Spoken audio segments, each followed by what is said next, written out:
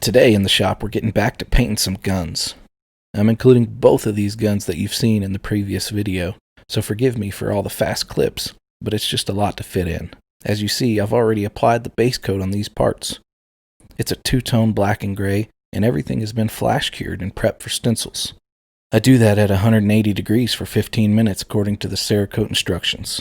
The inside of all these parts was also sprayed. The concept here is a his and hers set. I plan on doing a two-step process, with each layer being two different colors. I custom mix colors as I go just to get the shades that I'm after. I get a lot of questions about stencils and what stencils that I use. I figure I'd answer that here. I generally make my own. However, I do use stencils bought online through sources like eBay or even Amazon. Just make sure that it's cut from vinyl that can take the temperatures or you'll get to start over. I've even made stencils from regular masking tape from a home improvement store with success. It's time to get to work.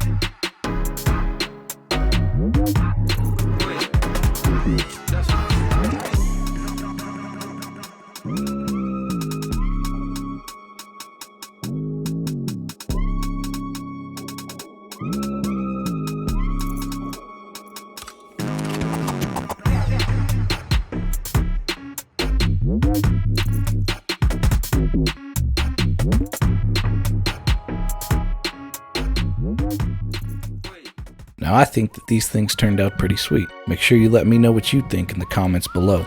Thanks for watching.